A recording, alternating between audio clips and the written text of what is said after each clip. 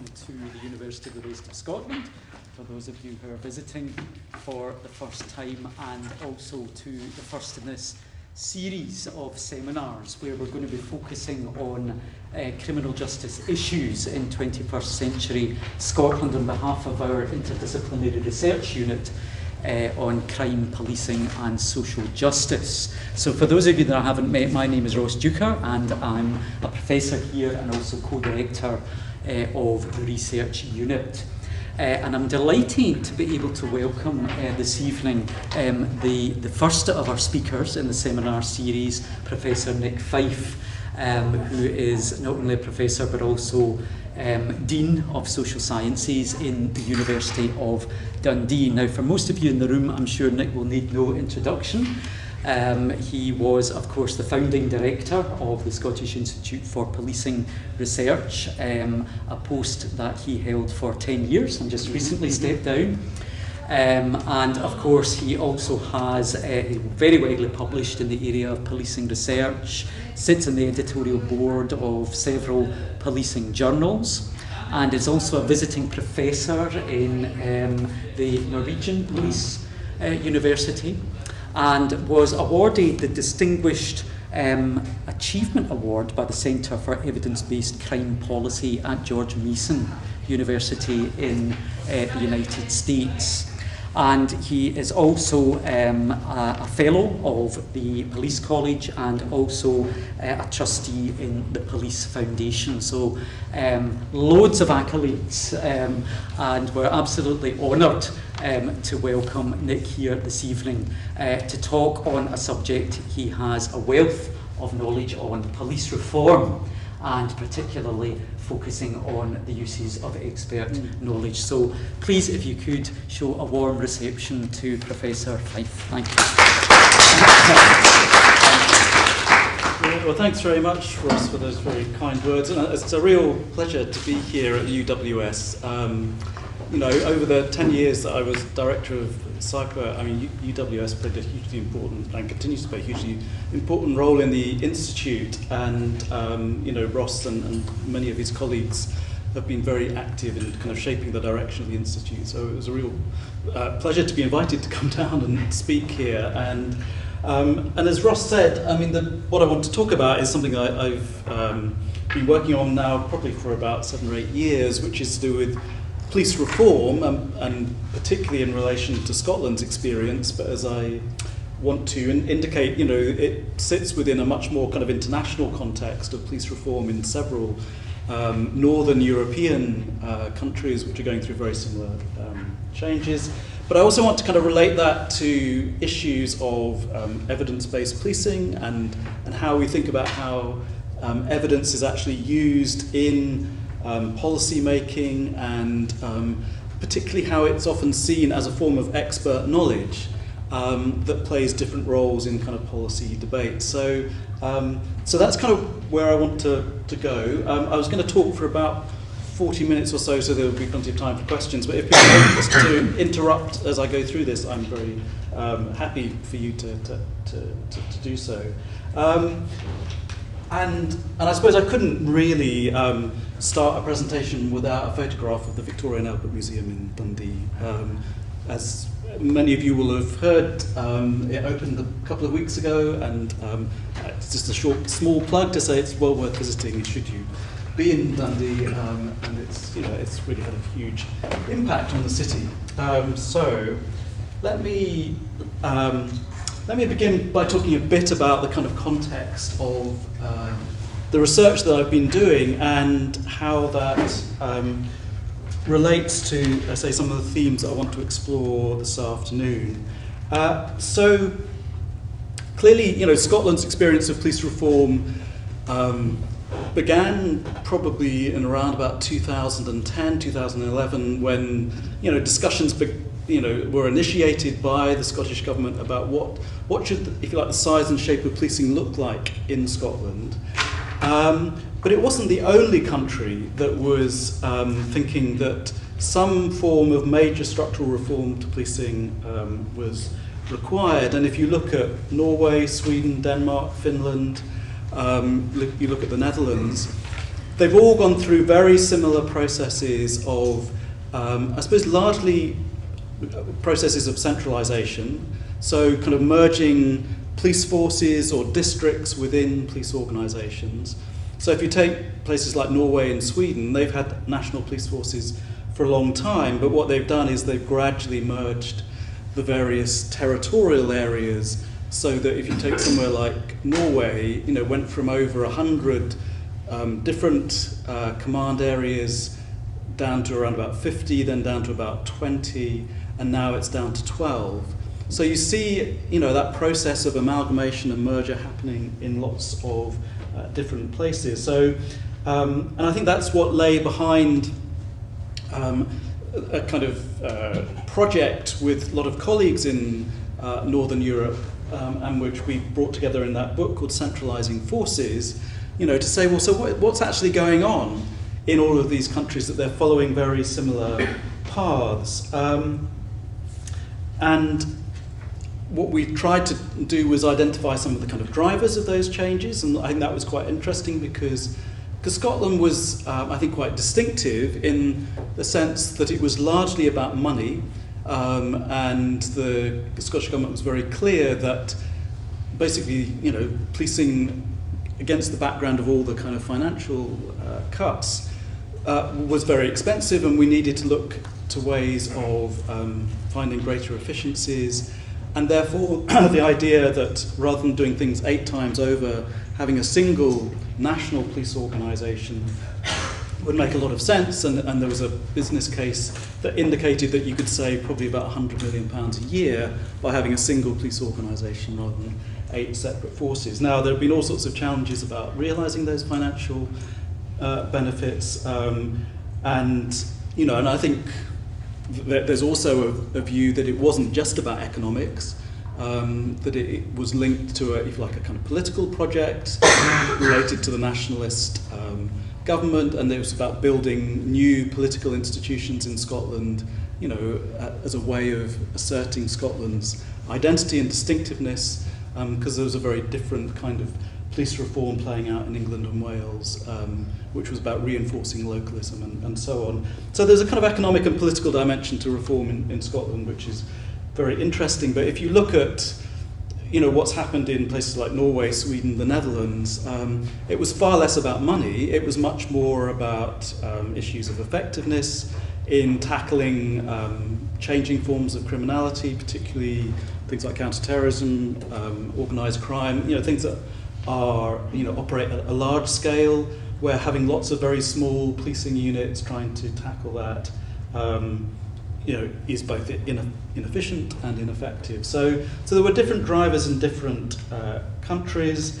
One also saw, if you like, examples of policy transfer happening, that reforms in one country then, came to the attention of other countries, and they started, taking those ideas and working with them in their own areas. And you can see that, across Scandinavia, that Denmark began a process of amalgamating its different policing districts to create a more centralised structure, and very similar things then play out in Norway and Sweden and Finland.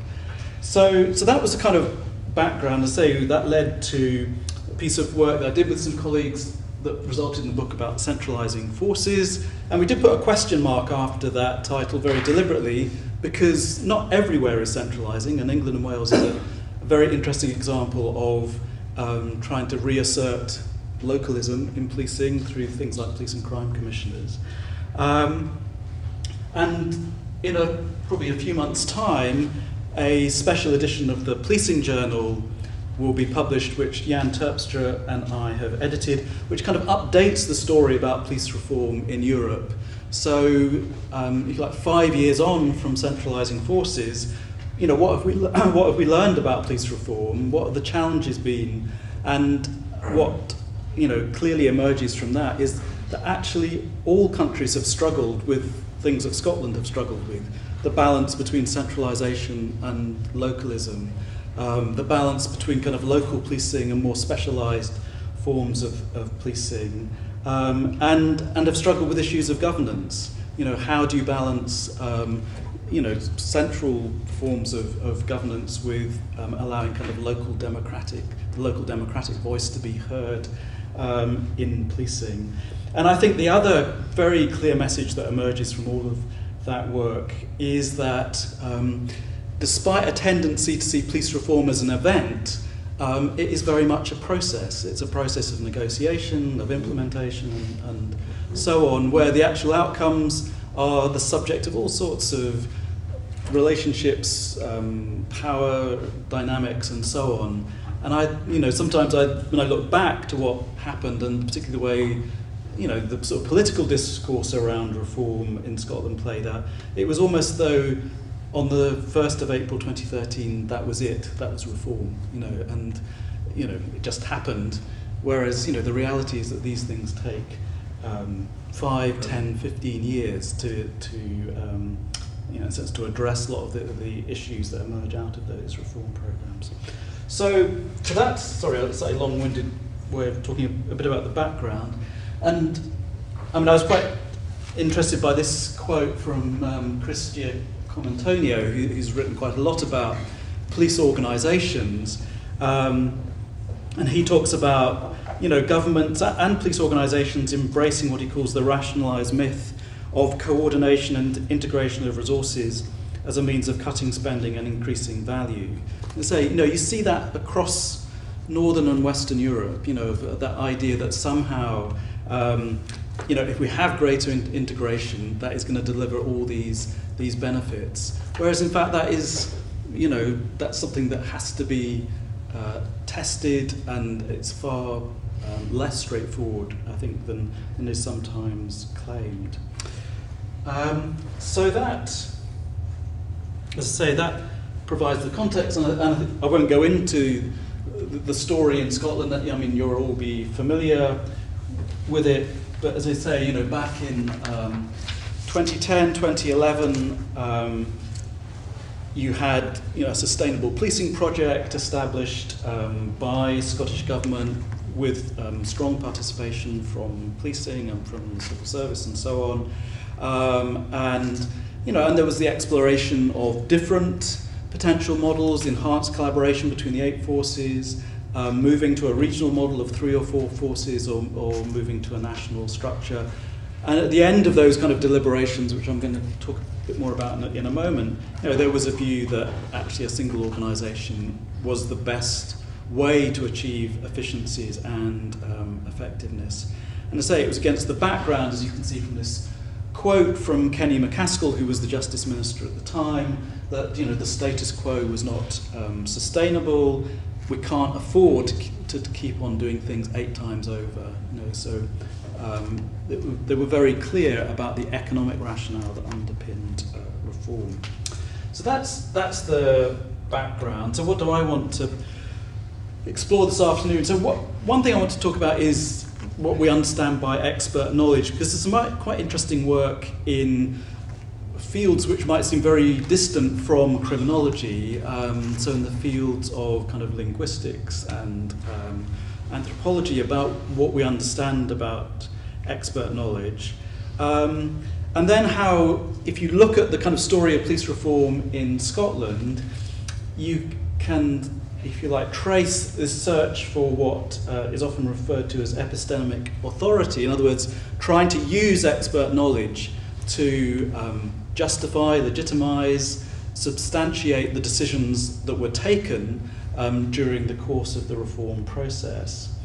And then I want to talk a bit about the project that I'm still involved in, which is evaluating both police and fire reform for the Scottish Government. So that's a 4-year project, and we're into the last year of that. And it's been a fascinating project to be involved in, but clearly it's been kind of played out against a background where policing has rarely been out of the headlines, and so this notion of reform in a hot climate where policing has become the focus of, say, a whole kind of political debate, has made, if you like, the ability to provide evidence of the impacts of change and so on quite difficult, because there are all these kind of competing positions and competing narratives about reform in Scotland. And then finally, I just want to say, it's almost the kind of so what question. What does that mean for wider discussions about evidence-based policing and the use of evidence in discussions about policy and practice? So let me begin by a couple of observations about the uses of expert knowledge. And here I draw on the work of Christina Boswell, who actually works in the field of linguistics at the University of Edinburgh, and wrote a really interesting book a few years ago about the political uses of expert knowledge. And she was using the example of immigration policy and how social research has been used in different ways to kind of legitimize immigration policy in the UK and in Europe, and how it's kind of informed policy debates, the kind of competing ideas about different types of policy and so on. And I think her kind of framework is something which is actually very helpful for us in terms of trying to understand how expert knowledge has been used in the course of police reform in Scotland. And so she makes a basic distinction between instrumental and symbolic forms of knowledge, and that instrumental idea of demonstrating that decisions are based on sound reasoning or sound evidence has clearly informed that much wider debate, not just in policing but in health and education and social work, about how policy must be evidence-based, and we must kind of encourage organisations to use evidence in order that their decisions are much better informed, that they focus on kind of what works, and that they use that knowledge to to make judgments about what policies to put into practice and so on. So there's a very strong tradition of focusing on instrumental forms of expert knowledge, and it connects very strongly into the whole evidence-based policing movement that has developed over the last 10 to 15 years. But there's other forms of expert knowledge which are more symbolic that she examines, and she makes, I think, quite an interesting distinction between legitimizing knowledge and substantiating knowledge. So legitimizing knowledge is very much about trying to legitimize a particular set of decisions about policy, but by using knowledge to kind of make certain claims about expertise in a particular policy area. And there are some examples of that I'm going to explore in a few moments. But also there's a kind of substantiating role to expert knowledge, which I think is particularly relevant. And this is where knowledge is used to kind of make the process of choosing between different options something that is kind of informed by some kind of expertise. So when you're faced with decisions where actually it's very difficult to know what the right answer is, because there may not be a right answer, you often use expert knowledge to say, well, actually our preference is to go down this route rather than that route. So if the policy arena is one where what Boswell would describe as kind of epistemic uncertainty, where we don't actually know, whether this is the right thing to do, there's a big pull on expert knowledge to try and help justify decisions. And police reform is a classic case of that. Nobody really knows whether a national police organisation is the best answer or the right answer, as opposed to very local police organisations. It is an area of uncertainty. There is no kind of clear evidence, and that's a point that I will now kind of explore in a bit more detail by looking at, if you like, the very early stages of police reform, when the policy options were still being debated and when people were still, I suppose, they hadn't made up their mind about which what direction Scotland should go in. And I very, well remember, I suppose back in about 2010, getting a phone call from Neil Richardson, who at that time was the Deputy Chief Constable in Strathclyde Police, but who was leading a group of officers and which also involves some civil servants as well, to leading a project on sustainable policing in Scotland, looking at the policy options and so on. And he gave me a call.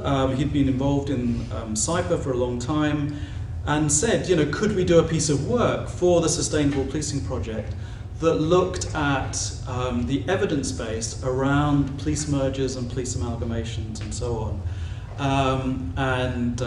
We said yes, and employed a research assistant to go away and start trawling through research and policy documents and so on to see whether there is, if you like, a kind of clear answer to that question: does police force size matter?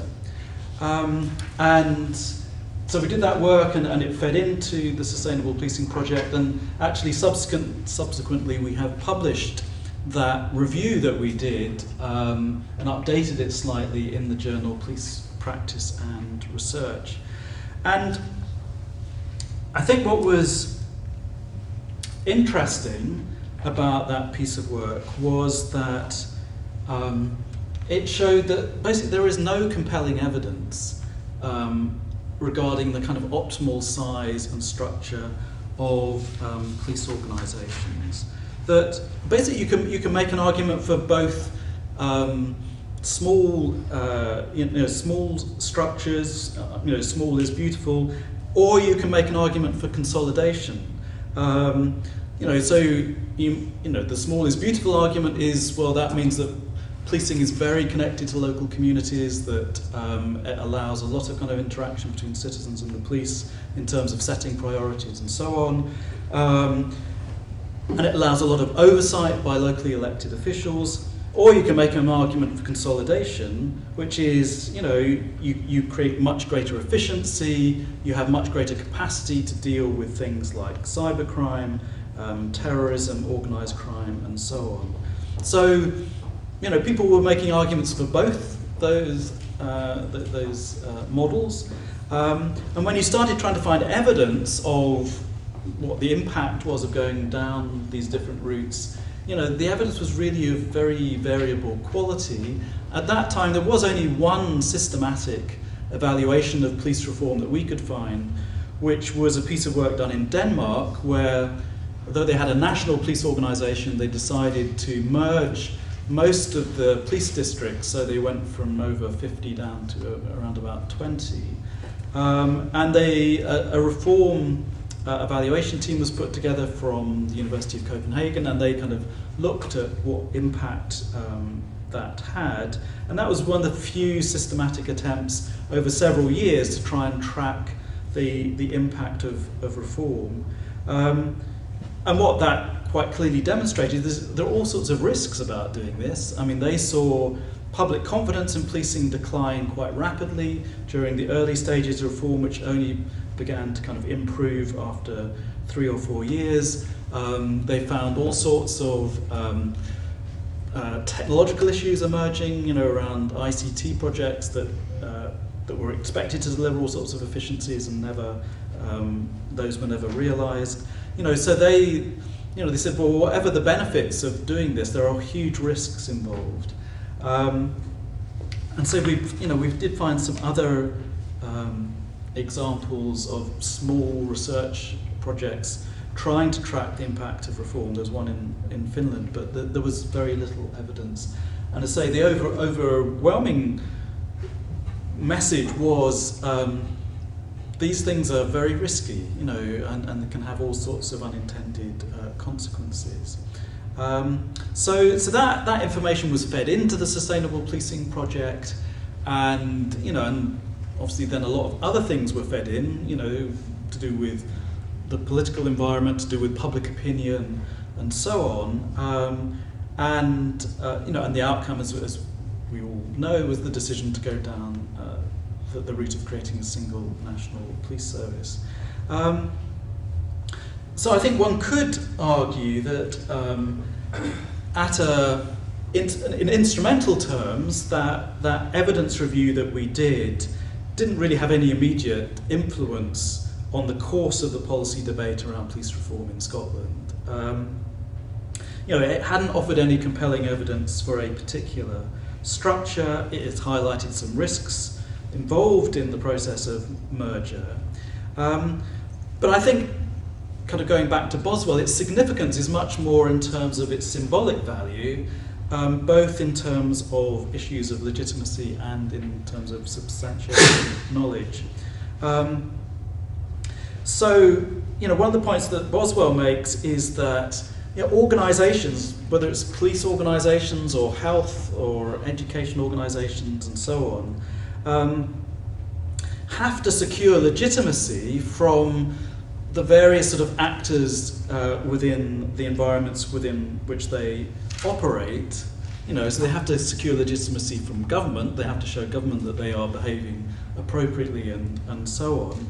And often they do that through talk rather than through specific outputs. So, if you like, in the case of commissioning that evidence review, the very act of commissioning expert knowledge and indicating that decisions were being informed by that knowledge is a way of enhancing legitimacy. It's a way of saying to the government, we are doing this properly, and that it meets those wider expectations, both among politicians and among the wider public, that an organisation is behaving appropriately. I think everybody in Scotland would like to think that the decision to create a national police force was based on evidence, that there was evidence that was informing that process.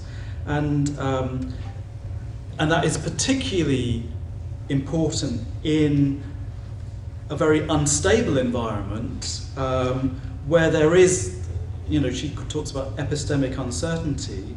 In other words, that there is an uncertainty about what will happen if we do this. And so there are all sorts of risks involved, and where we don't really know what the long-term consequences of a decision might be.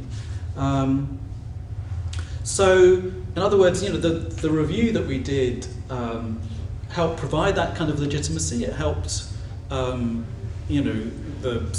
sustainable policing project team to demonstrate to both the political community and the wider public that they were basing their decision on evidence. And it also provided some kind of substantiating role by giving a degree of scientific authority to the preferred option. When there were different options out there and it was quite difficult to know what the particular consequences would be, it helped, I suppose, give some credence to a particular and preferred course of action. So, as I say, I think when one goes back to that period, that's why things like commissioning evidence reviews were so important, is that they had these symbolic roles within a context that was a highly unstable policy environment. And I mean, you may well remember back to those times, the political parties took very different views. The Liberal Democrats were strongly of the view that the regional structure should remain. The SNP and Labour, and I think the Tories, were more inclined towards some kind of reform, but perhaps not completely committed to a particular model, but felt that amalgamation of some kind was required. And there were strong differences within the chief officer community in Scotland. That not all chief constables agreed about what the route should be to reform, and in a sense you had, the whole spectrum of views from a strong view articulated by people like Sir Stephen House, who was at that point the chief constable of Strathclyde, that a single force would yield all sorts of benefits and efficiencies, and the views of some of the chief constables of the smaller forces that actually you needed to retain a regional model and you needed to retain that connection to local communities. So you have both political and professional debates going on, and in those sorts of environments, expert knowledge and research is a way of providing what's sometimes referred to as kind of ritualistic assurance that that decision making is being undertaken in a kind of considered way.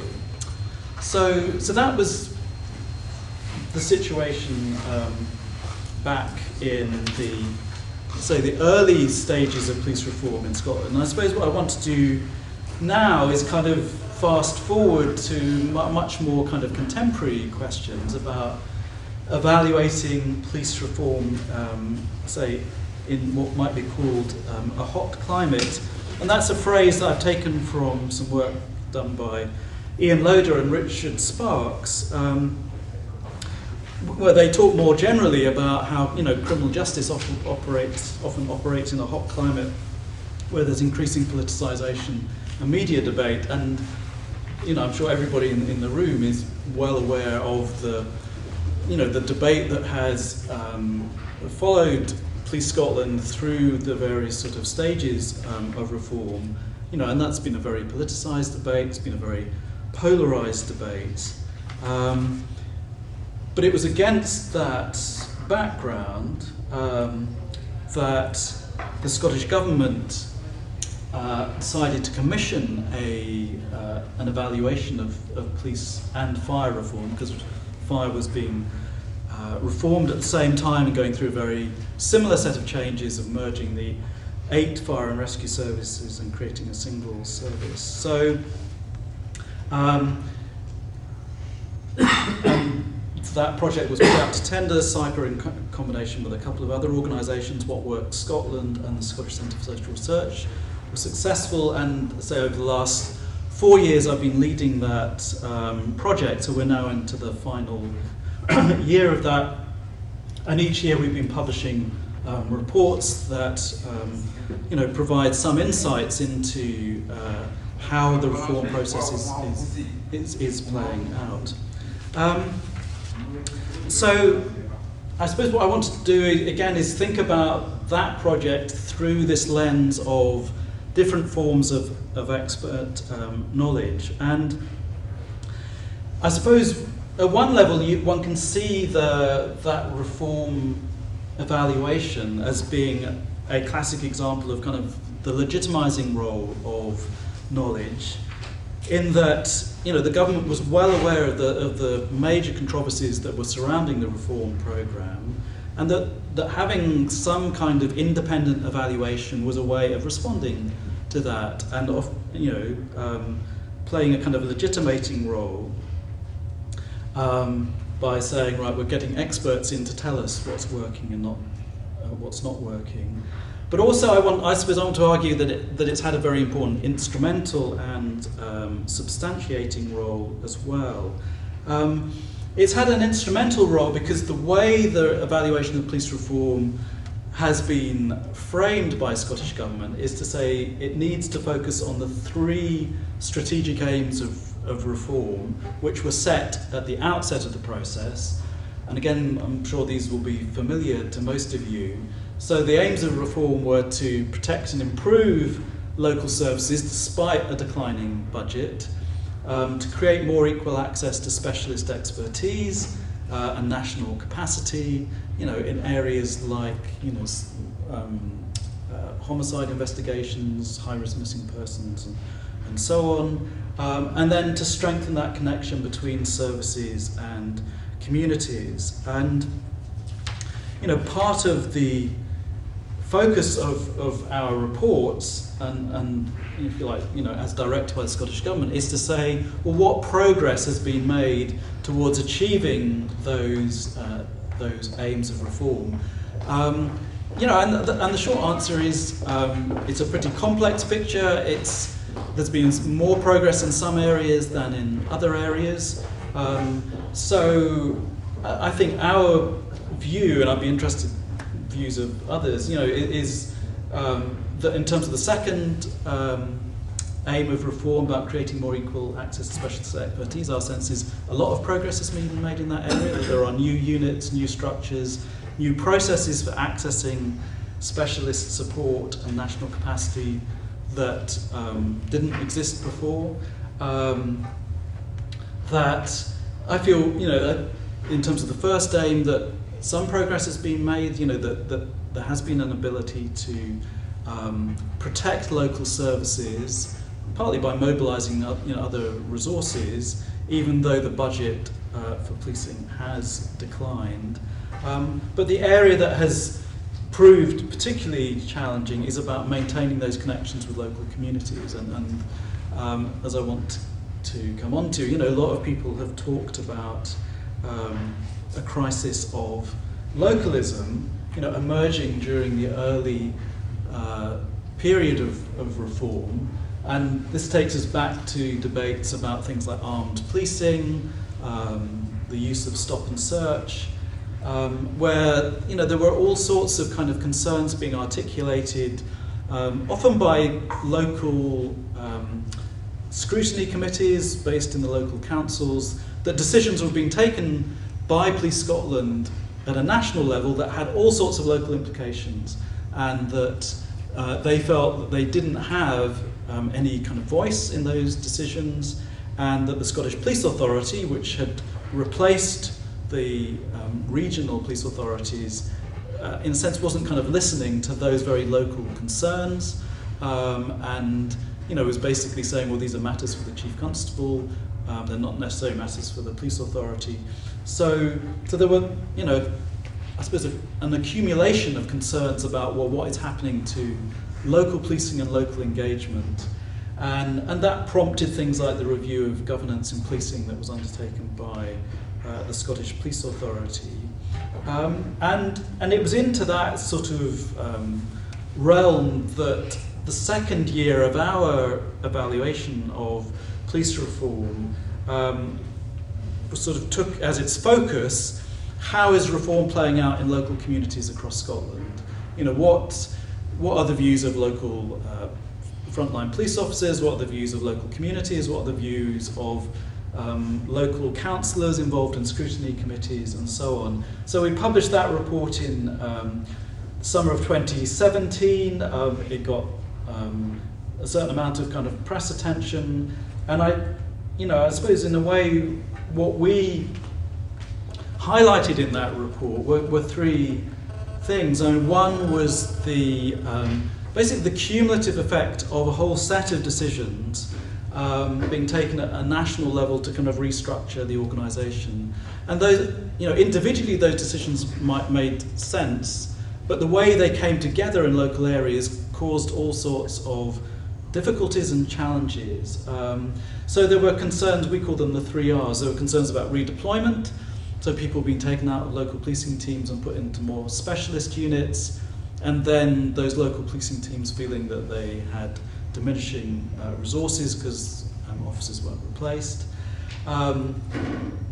There was a reduction in the numbers of civilian staff who were working in local policing, and that those roles then had to be taken up by uniformed officers, and there was a process of restructuring going on in terms of the territorial arrangements for local policing that meant that resources were often now being stretched across larger geographical areas. So all of those things were kind of coming together, and another theme that played out in that report was the challenges of internal communication between local policing teams and more specialist units.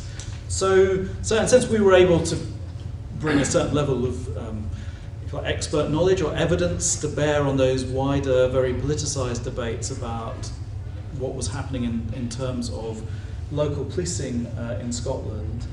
And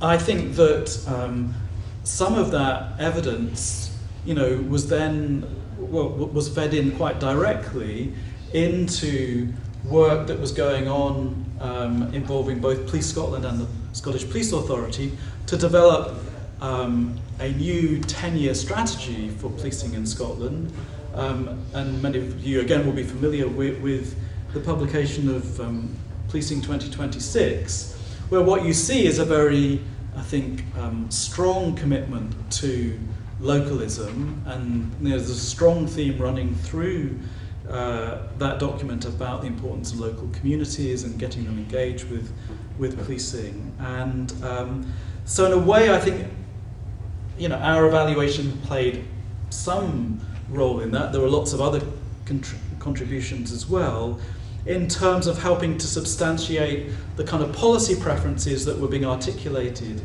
within this document. One of those policy preferences was about a renewed and refreshed commitment to localism, alongside, issues around, a stronger focus on prevention, a stronger focus on kind of vulnerable populations, the importance of a commitment to knowledge and innovation and so on. So, let's say, I think in that context, the evaluation was more playing a substantiating function in terms of, well, what are our policy preferences for the next 10 years, and how might they be different to what came before. Let me just kind of now just take some of those themes and just project them onto a slightly broader landscape about evidence-based policing and I suppose what Paul Kearney calls the politics of evidence-based policy making, because I think there are some quite interesting themes that kind of come out of the work that I've been involved in police reform that talk to some of these bigger debates that, again, I'm sure you're aware of, about evidence-based policing being a key way in which policing can be much more focused on kind of what works, be more efficient and more effective, and so on. And if I take kind of evidence-based policing first, I think what is striking about the way in which evidence-based policing has been articulated in various by various sort of policing researchers, and particularly as is captured in the book that came out in 2017 by Cynthia Lum and Chris Coper, which I think is an excellent account and brings together a whole body of evidence to show how it can be used in practice. What one sees in that is a very, I think, kind of instrumental use of knowledge, that the focus is very much about what works in policing and trying to kind of understand what works and what doesn't work. But what I think they talk about far less are the kind of symbolic dimensions of that knowledge and how that knowledge is used. And various people have made observations about this, but although evidence-based policing, I think, has contributed a huge amount to policing research, it does raise some kind of, I think, interesting wider questions about how you sustain a degree of critical distance from the consumers of knowledge.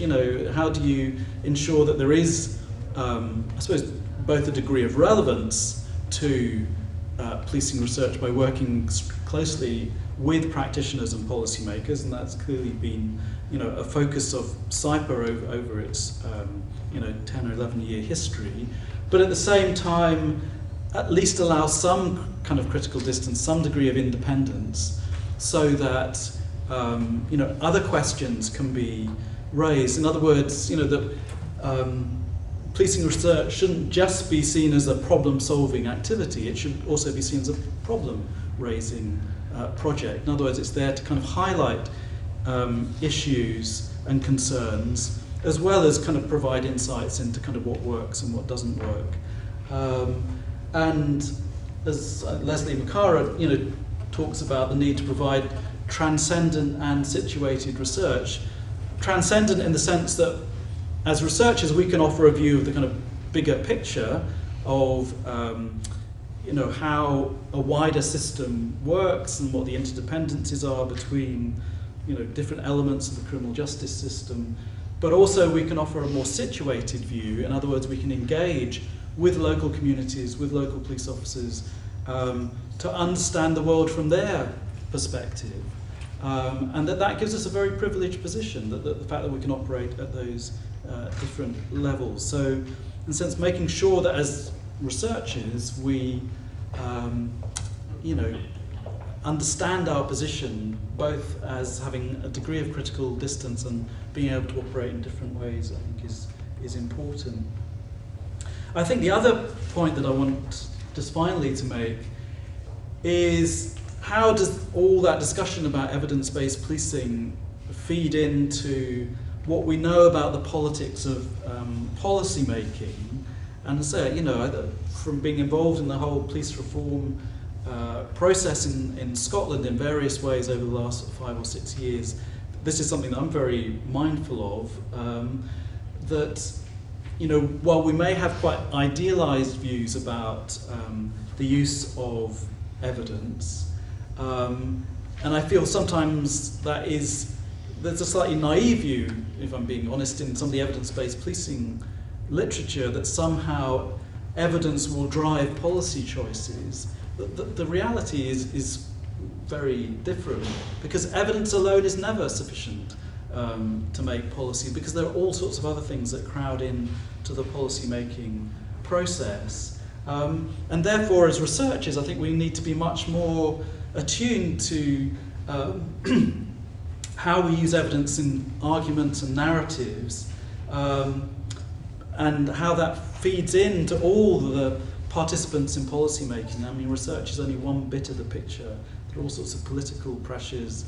There are issues to do with, what is publicly acceptable, at a particular moment in time, and so on. So evidence is only ever one element in those discussions. But what we can, I think, do is try and use evidence to shift the understanding of problems. And I think, if one takes some of the work on violence reduction, you can see a really interesting example of how, something that might have been seen largely as a kind of law enforcement issue is now seen very much as a kind of public health issue. So evidence has a really important role to play in terms of framing our understanding of problems. But also, I think, being much more attuned to the kind of policy environment within which we're working, and understanding that there are often windows of opportunity that kind of open for small periods of time, where in a sense we as researchers need to capitalise on our expertise in terms of how we present problems, how we present particular policy solutions, and how that might align with the kind of political environment. So I think there's kind of more that we as researchers could do to understand the politics of policy making if we want our research to have a significant impact, because I think, that slightly idealised instrumental view of, well, we just tell people what works and somehow that will make a difference, I think is, slightly naive, that actually there's all sorts of political things that we need to be engaged with. So I just finally want to make reference to a paper which is in this new special issue on police reform, written by Lars Holmberg, who's from the University of Copenhagen. And he talks about the evaluation of police reforms, and he talks about utility or futility. Do they have any value? Because he says, they did all that work in Denmark, and a lot of it was ignored. And I mean, he talks quite interestingly about how they presented a lot of the evidence to the executive team of the Danish police, and they just didn't want to engage with it at all, and it was just dismissed. Or, so is it just a futile exercise? And I suppose the point he makes is that it's far better having some evidence than having no evidence. It's far better at least having something to kind of bring into the conversation than to sort of not even attempt to, however flawed the science of trying to evaluate police reforms is, we still ought to be engaged in that project. And I very much share his view. that there is a utility to this. You know, we can't expect all our findings to be snapped up by policymakers and practitioners, but let's say, you know, if you look at the Policing 2026 document, I think there's clear engagement there with research evidence, and if you like, it was the right window of opportunity. You know, there was a moment when policing really did need to shift the narrative about, you know, where it was going, and that window of opportunity, I think, created scope for researchers and academics and others to contribute to that. And I think, 2 weeks ago, they started the evidence gathering sessions of the Justice Committee looking at police and fire reform in Scotland, and so we contributed to that, and I was giving evidence a couple of weeks ago. And again, you feel, you know, that there is scope there to kind of contribute to the debate about the assessment of reform, and researchers do have a voice in that. So, so I absolutely, you know, I'm with Lars Holmberg on this. I think there is great utility in what we do, and I think as long as we understand the context in which we're operating, then you know, we can actually, you know, make a significant difference. I will stop there. Thank you.